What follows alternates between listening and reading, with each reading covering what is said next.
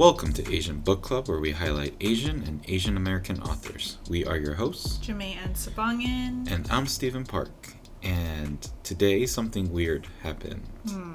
So I was going around the grocery store because I needed some stuff for dinner. And so I was walking down, and I was ready to turn on an aisle.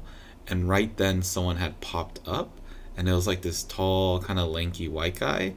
And then so we almost ran into each other. And my first instinct was to bow, so I did like a semi-bow, and I felt very awkward, and I was like, oh man, I didn't mean to show this guy respect, and I felt like, I don't know, I felt kind of hatred for myself a little bit, but I think it's because I grew up in a town full of Asian people, and so when that happened, sometimes it'd be someone that was older, and I don't know, maybe that's just my initial response is I always kind of bow for apologies. But then also reading this book and then hearing about Steven and him meeting Ingrid's parents and his bow to Azumi and all of that conversation, it just made me feel extra bad about bowing to a white person. I don't know. I also don't feel like I should feel bad. Like, I don't know. You can... I don't think you should feel bad. I feel as though it's different if a white person was bowing to you, because that's not their culture. When I first moved to Portland, instead of doing the wave when I'm walking as a pedestrian and a car would stop for me, instead of doing the wave for thank you, I would bow, which is customary in Guam because of a lot of the tourists, and it's just a way of synchronicity, like showing the same kind of respect to each other. But I took that with me here, and I got different responses, and I did overhear one person, and they were white, saying, "Isn't it funny when people bow to you at the street?" And that's when I stopped doing that. The thing is, I don't want to stop, because if I were to meet other Asian people, like if that same scenario happens and it's like an 80-year-old grandpa, I would want that to be my exact response. But I also don't want to perpetuate stereotypes to people, but it's also what we do. I don't know. It's this hard line of like, that is what I do to everyone. Absolutely. So my intention is now, if I am in a room or if I am directly corresponding or talking with another Asian person and they seem to have the same kind of customs and awareness to what I'm used to, then I would bow. And if by observing them and they don't seem to be feeling it, then I wouldn't. But I don't do it out of habit anymore. Like, I think about it first. Yeah, I don't know. I think whether it spurs on racial thoughts or not, I think it's a pretty deep-rooted thing by my parents of how to show respect. I don't think it's something that I want to change because I want to keep that part of me. Absolutely. I just don't want people to be racist. But we all don't want people to be racist. I don't want people to be racist, and if it weren't for me overhearing that one person, I think I would have still been bowing while crossing the street. Yeah, but I don't want to change my behaviors and my customs because of what other people think. Absolutely. So if whoever I bumped into at the Safeway is listening, I did not respect you. I do apologize for almost bumping into you, but I don't respect you, so just know that. And this is our recommendation for the week. So our recommendation for the week is the work of Liz Soyeon Kleinrock, and she is the founder of Teach and Transform. Liz Kleinrock is an educator, an author, a facilitator, and a speaker with a social justice lens. I bumped into her through Instagram, where she offers intersectional resources, and in her posts she shares a lot of thought-provoking ideas that make me stop and think, and these are for both teachers and non-teachers. And for teachers, she also has a book called Start Here, Start Now, for those who are interested in creating anti-racist, anti-bias classrooms. She has a book called Start Here, Start Now. She's also written books for kids called Come and Join Us, which talks about holidays from different parts of the world, as well as Eyes That Weave the World's Wonders. You can learn more about her work on her website at lizkleinrock.com, Liz, L-I-Z, Kleinrock, Kleinrock, as well as on her Instagram at Teach and Transform. Yeah, and that's our recommendation for the week. Okay, so third read of Disorientation by Elaine She Chu. Mm-hmm. What do we know so far? So, in our last read, we discovered that Xiao Chao is wearing yellow face. We also discovered all the microaggressions galore that Ingrid faced in the past, as well as feeling and seeing in the present. And finally, because of these things happening to her, both witnessing the yellow face of John Smith, as well as the microaggressions, and learning from the POC caucus that she joined, she's now having a social justice awakening, as well as feeling the denial in that reckoning as well. Mm-hmm. And so now we're getting to the meat of everything, and it seems like this is where a lot of the events are happening. Yes. I don't know if I can say this is the climax, but we're at least pretty close to the climax, if we're not already there. I don't think we're there yet. I think we're definitely feeling the buzz of the climax coming. Mm-hmm. And the first part of that buzz is what Ingrid does. Mm-hmm. And that is finally get the courage or finally hit that boiling point where she releases the information of Xiao and Chao. I mean, this gets spawned because of the protest that she's in. Mm-hmm. She's protesting with the POC caucus, wanting to stop anyone from going to the Chinatown Blues opening night, which essentially fails because they're all sitting and people are climbing over them. Mm-hmm. And on top of that, because of the anxiety she's feeling, she's taking all these pills very quickly and starts hallucinating. Mm-hmm. And because of her hallucination, she runs into the theater, thus breaking the protest, and watches the whole play and realizes just how bad it all is. Mm-hmm. Right, so within that play, we notice a ton of different racially incorrect things. Right. Very stereotypical. Mm-hmm. Yeah, and that leads Ingrid to finally pull that move, which is create an entire website exposing Xiao Wen Chao's falsehood, his fakeness. Yes. And I guess in a sense exposing actually John Smith. Exactly. And also, in order to corroborate that all of this is true, not only talking about his works, but sharing about her and Eunice breaking and entering without revealing their identities. Right. And then she's also the anonymous tip that goes to the school gazette or their newspaper. Yes. And this is how the story starts getting spread. It then goes on to end up on the news, and so it becomes a pretty big issue. Right. Chaos ensues because of the website and because of her tip to the Gazette. Right. One of it is that the East Asian Studies building gets trashed. Students who have been studying Zhao Wen Chao, especially those colleagues of hers who are also basing their dissertation on his work, feel duped. And some to the point of the professors, including her advisor Michael, having meltdowns, either trying to jump off the building or starting fires. Right. So yeah, not Michael, but some of the other professors. Yes. Kind of going through acts that are on the edge of ludicrousity?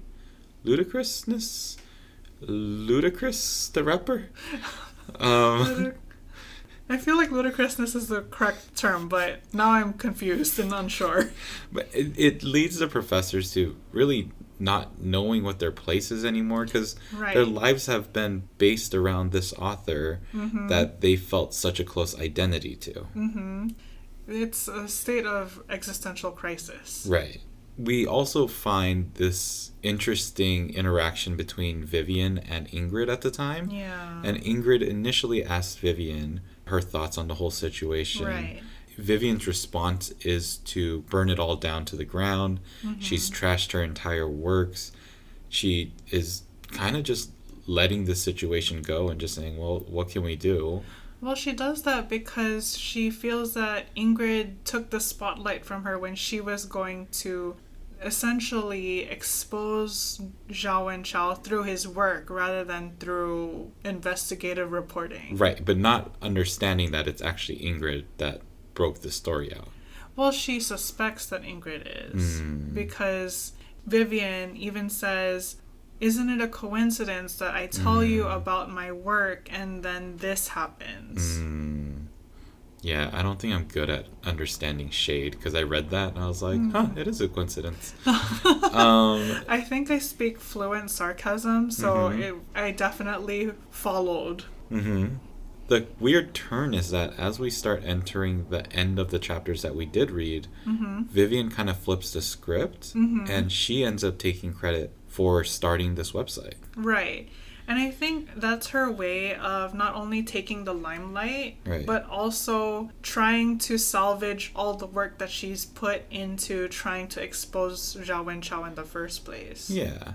The thing that I didn't quite understand, or maybe it's just a different perspective of things, is that I still felt like Vivian could have had a big role in all of this. So whether she was the person to expose it or not, she had all this background from the literature that she's been studying. So she could have been the first one to post a documentary, post a letter, an essay, write a book.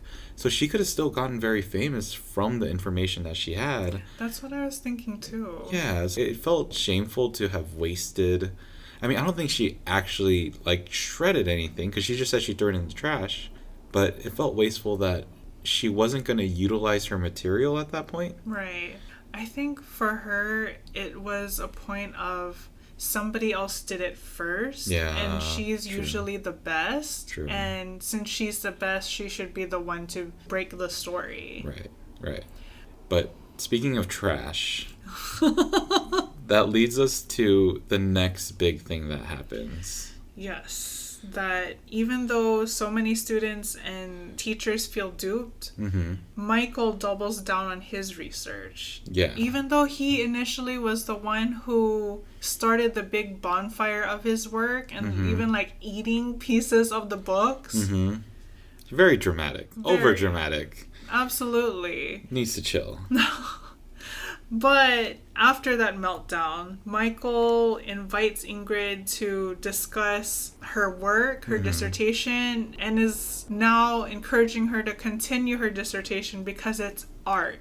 Right. And art doesn't belong to any one race. Right. And this is where I felt like Ingrid met her personal crossroads. Yeah. Because during this whole time, and when we started the book, her identity was defined by what other people put her into. Right. The roles that she was placed into. And Michael was one of those key factors. And it's finally Michael asking her to continue on with the life that she was living and live this, not falsehood, but I guess ignorance in her personal self. Oh, yeah. But now she's found, either through the POC caucus or that group that she's been hanging out with, she's found a different identity and has noticed different things. And there's a part where Michael says to her, "You and I together will defend Chao's poetry from the ravages of the less enlightened." And then Ingrid's response that she doesn't quite say out loud is, quote unquote, "I'd rather stick needles into my eyeballs." I wish she had said that out loud, though. But it just shows this is where I think her turning point is, of going from the naive, I'm going to do whatever it takes to get my tenure kind of person, to, okay, this is who I am as an individual. Let me start to figure out my identity. For sure. Going off of Michael and his wildness, he starts by writing a book called In Defense of Freedom. Right. And he starts a following based on his work and based on his blog. He has a talk show appearance with Herbert. And all of these ignorant things just start spewing out. He even has a following of dofos now. Mm-hmm. Well, okay. I felt like the part with Herbert was a big moment in all of this, but it also felt in a way like comic relief, like sarcastic comic relief in a way. Totally. Just like how dumb these two are and the way they're riling each other up. Yeah. It just felt like it was included in there to show the stupidity and the, I don't know, the thing that I kind of wrote down in my notes is it was like two grown men stroking each other's egos. I had a different word, but let's go with egos. Exactly. But Herbert ends up being worse than Michael, which isn't that big of a shock. I don't know if either of them are worse than each other. I feel like they're both on the same boat. Maybe, but it seems like Michael made more of a progression. He went from this person that was asking Ingrid in the coffee shop, and then he noticed that he was starting to get an audience in that coffee shop. And so then he started being louder and more ostentatious. Yeah. And then so he kind of went on, wrote the book, did the talk show, and the more and more eyes and ears that he got, that seemed to be what guided him to the direction that he did. I don't know what he truly believes in. I think he is more attracted to fame and people's attentions rather than a true belief. And this is what the issue was all along with him so firmly grasping onto this Xiao Chao character's literature, is that it wasn't his and he took it in as his. For sure. It became his crusade to make this work known so that he can be known. Right. And in a way, he's maybe appropriating white culture. Like, he's appropriating these people's beliefs of, like, this is good. Because he didn't always believe it, but now he firmly does. I don't know if appropriation's a word, but it seems like it might be. He's taken on this mantle of being the new white savior for the white people. Right. Also, what is up with, I don't want to say all white people, but what is up with American and their need for freedom?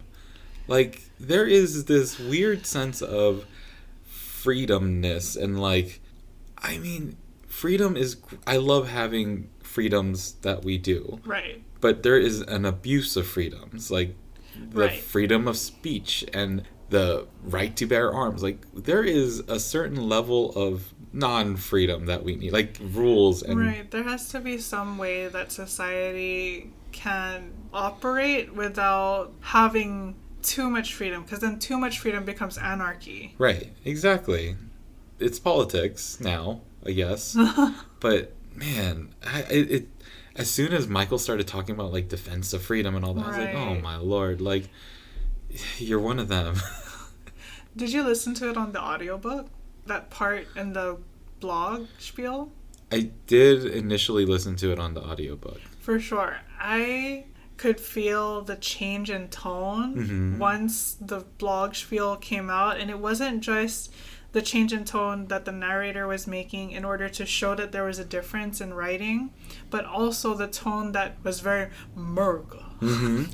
And I can say, on that note, the narrator for this book is absolutely amazing. Yes. The book is written in a way that the visual aesthetics of it are so important to the read. Yes. And yet somehow listening to the audiobook, especially in these sections, still felt like I could visualize the story that Elaine was writing. Absolutely. So I very much appreciated not only her tone of voice, but how she broke up the speeches and everything. Yes. So just quick side note, audiobook is also good for this, but there is a strong visual component in the way that Elaine writes this. So both would be really good to do. Absolutely.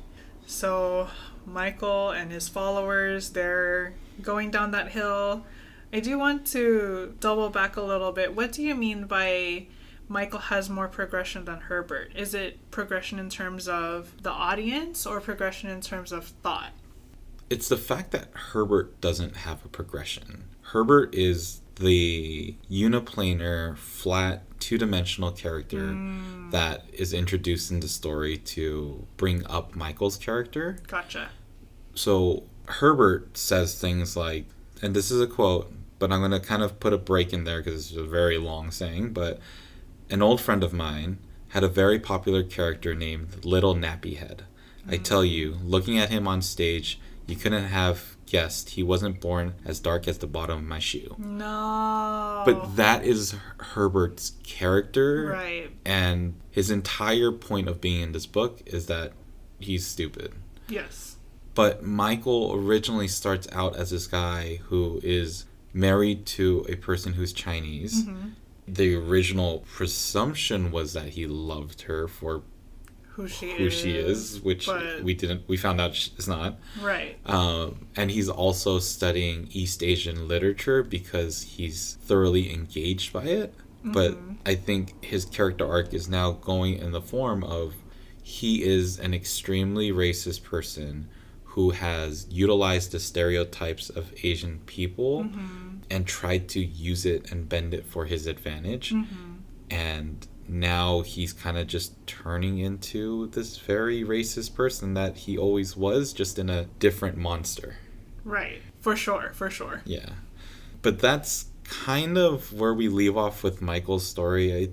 I don't know if we come back to it. He's kind of joined this group. It's almost like the image I had in my mind was when there's a zombie movie and there's that person that's like kind of left up there and the zombies are all on the bottom. And Michael's the person up at the top who's still a human. He just jumps in, and now he's one of the zombies. Right. He just kind of joined the crowd, and for sure. Now he's gone. For sure. But that's kind of the end of him. For now, yeah. He might come back. But what we haven't talked about yet is Stephen and Ingrid. Specifically Stephen, who is the problematic one. Right. But their relationship hits several different points within these chapters. Mm-hmm. The chapter starts off with Stephen, Izumi, and Ingrid, and they're hanging out. Well, essentially, Izumi comes for a book tour, and Stephen is there because he's the translator for that book. Right. And during this book signing, Ingrid notices Stephen's fascination with Izumi and how he's so drawn to her. Mm-hmm. So she feels this jealousy that eats away at her when she doesn't even want to be there. Right. This was one of the problems that I had. Well, one was the way that Ingrid originally approached Izumi. Absolutely. Which was Ingrid kind of yelling at Izumi because she didn't speak English. Yeah. And not great. It's the thing that Americans do to other people when they don't think they understand English. Right. As if raising your volume and enunciating every syllable is going to make them understand magically. Mm-hmm. But do you remember Izumi's response to what Ingrid said? Yes, Izumi said, Americans are too loud. Yeah, I think that's hilarious. It was such a perfect response to the way that Ingrid greeted her. Exactly. But the bigger issue I had with Ingrid is that she put so much of the blame on Izumi, who is this bystander in her relationship with Stephen. Right. It's something that I noticed that some people will tend to do in relationships, where they won't blame the person that is their spouse, but they blame the person who is supposedly encroaching into the relationship. Right. When Izumi, we don't even know what she thinks. Like, we don't. Right. There's no presumption that she even wants to be with Stephen. Right. So I didn't like that tension that Ingrid created out of that relationship.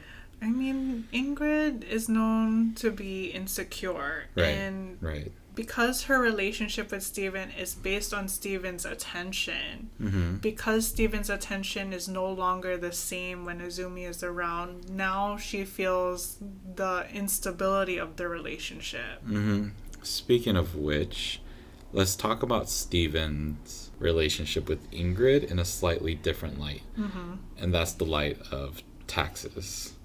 So not actual taxes, but the folder called taxes, and the folder inside the folder called taxes. Yes. So what we're talking about is Ingrid starts to get suspicious of Stephen. Right, especially because Stephen is not noticing her makeover, at least not the way that she wanted him to. She dolled herself up in the quote-unquote kawaii way, And he doesn't bat an eye. He doesn't even notice that she looks this way for him. Right. And so she then starts to go snooping around the computer a little bit. And this is where she stumbles upon the taxes folders, which enlightens her to the fact that Steven has dated multiple Asian women in the past. Right. And it's one after the other. It's not like there were big spawns of time in between. Well, the thing was, we don't know what the actual timelines are because it's just these photos. But what I did think was, I was trying to give Steven a little bit of credit and be like, okay, maybe he dated people of other races. But then that still doesn't preclude the fact that he only kept the photos of the Asian women that he dated then. Like, out of all the types of possible scenarios of this, I can't think of a thing that excuses Steven from keeping a file just full of the Asian women that he's dated. Exactly. It yells out yellow fever. Yeah, yell's a nice word for it, actually, in this scenario. It is like WWE jumping off of a 10-foot cage and landing on top of you to yell out yellow fever. Like, it is kind of right in your face. And this is the thing that Ingrid didn't know. The person that he had originally dated prior to Ingrid, her last name was Lee. Her name was Sandra Lee. Yeah. And like the pies. Yes. So she got very confused when she found out that Sandra Lee was actually Asian as well. Right. I just want to say that your imagery of the WWE and the cage is so vivid that it made me feel very smothered by this Steven character yelling yellow fever at me. Yeah. So this then leads us to Ingrid trying to find some consolation in talking with Eunice, which becomes this very interesting discussion between Eunice, Ingrid, and Alex. I wanted to kind of transition to this topic, but there's also a point where Eunice was like, I didn't think Steven was one of those guys. And Ingrid's like, what are you talking about? And Eunice said, he doesn't have a collection of samurai swords, and he doesn't read anime or manga.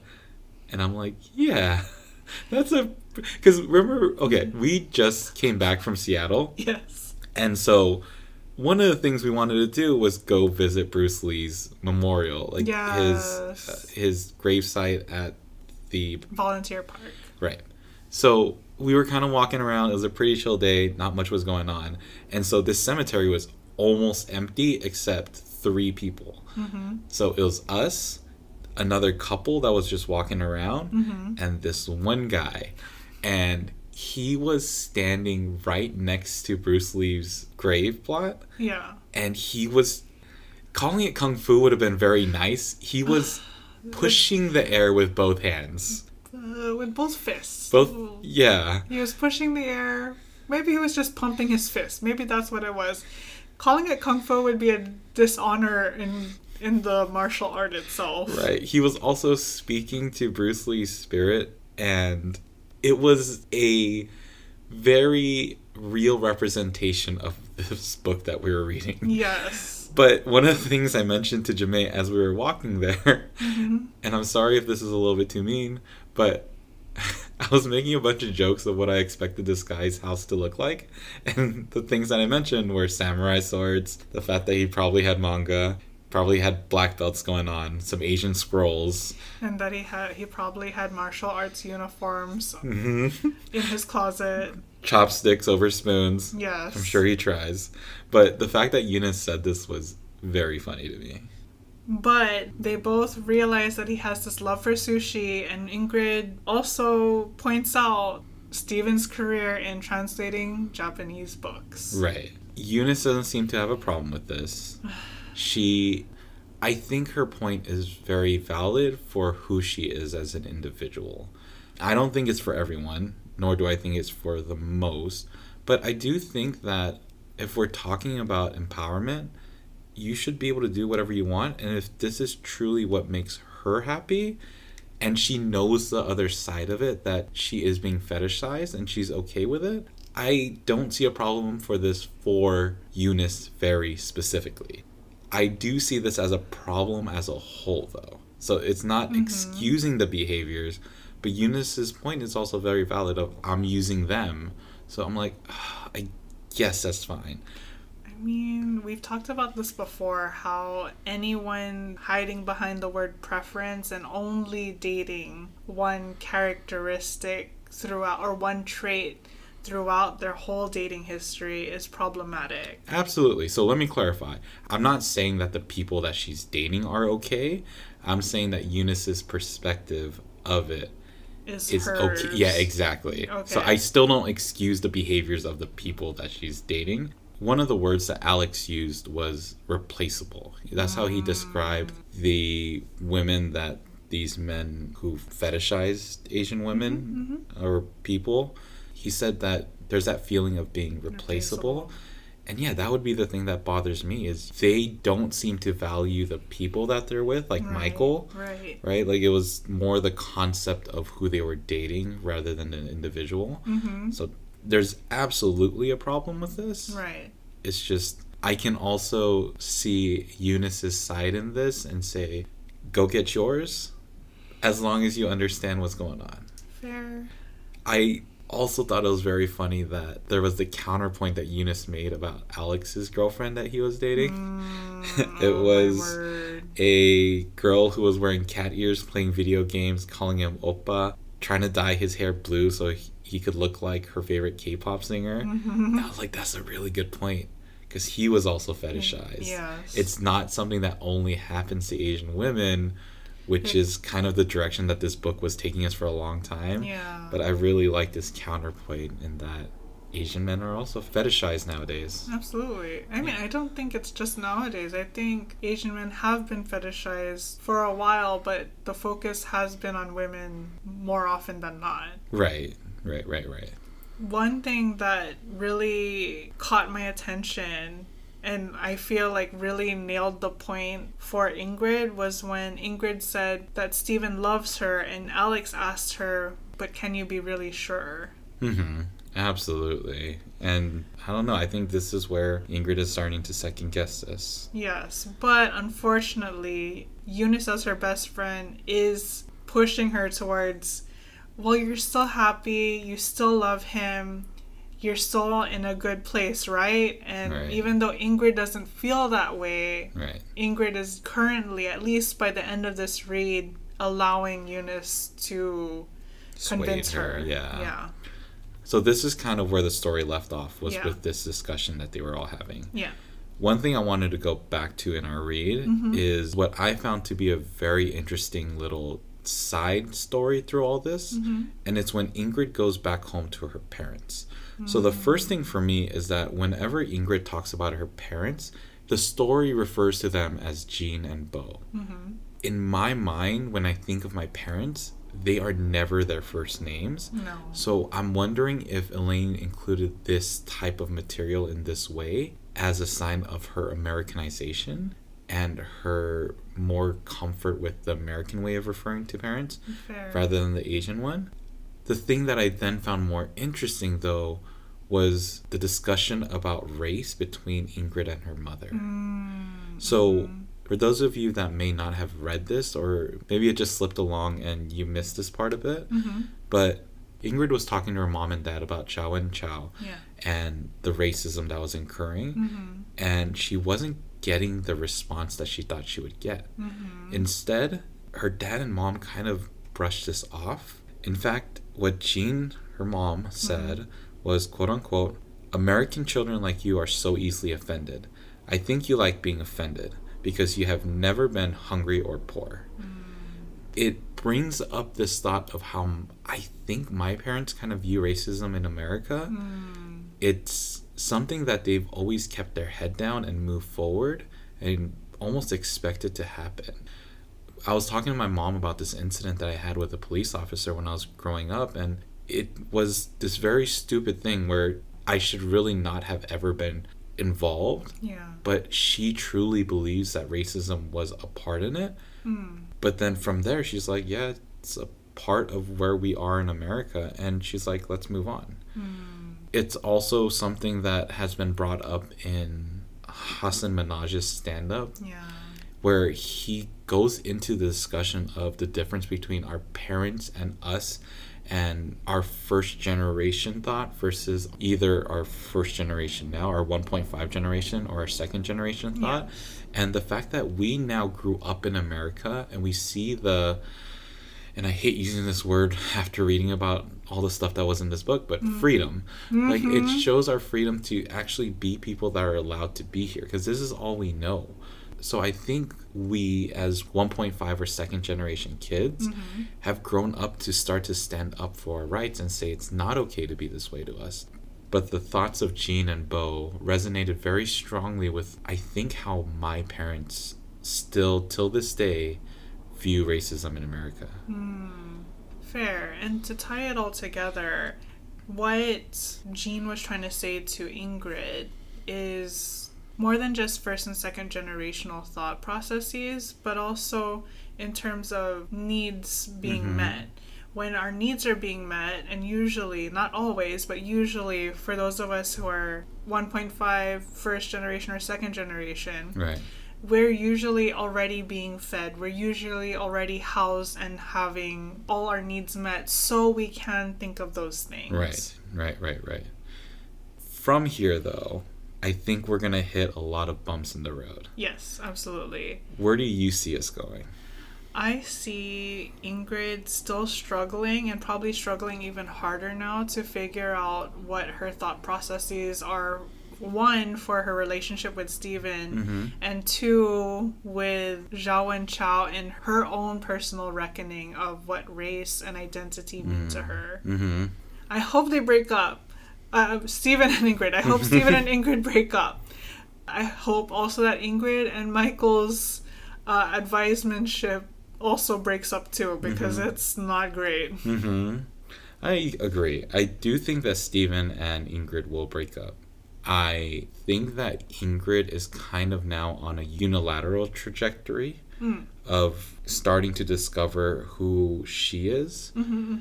Even just that bit where she finally yelled at Steven for calling her Chinese instead of Taiwanese.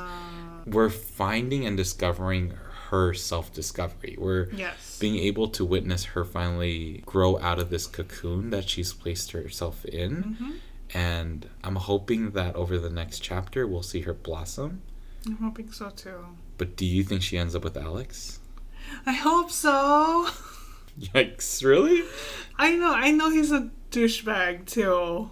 I don't even think that. He just seems... Ugh. Initially, I didn't want them to be together. But now I think that because he is her awakening... he is part of her awakening. I feel like it would be like, they don't have to be together forever, but I think they can be together for a little bit. Yikes. Do you think Eunice's character changes? Unfortunately, I don't think her character changes. I also don't think her character changes. I'm curious what happens with Vivian. I have no idea what's going to happen with that. Right. I no longer think Vivian and Ingrid are going to team up. I think that they might not team up, but they might find a way to not work together, but their actions will work simultaneously somehow. So we'll have to read it and find out. Yes. We have 2 more readings. We have 2 more readings left of this book. It's getting to the juicy part. Yes. Readings are getting quicker and quicker. Yes. But what are we reading next? For those who are reading the hardcover, we're reading pages 248 to 319, and for everyone, we're reading chapters 14 to 17, which are The Ultimate Asian Woman to Total Immersion. We're finishing spring quarter and starting summer. Nice. And for those that want to enter the conversation, this book has hit a lot of topics. So if you have any thoughts or opinions, how can people reach out to us? You can email us at asianbookclubpod@gmail.com, or you can join the conversation on Instagram at asianbookclubpod. We also have our website, which is asianbookclubpod.com, which has our bookshop where you can see the books that we've read or that we plan to read or that we at least recommend. Please remember to follow, subscribe, and rate us. Otherwise, make sure to also be happy, be healthy, and read a book. Ingat. Bye.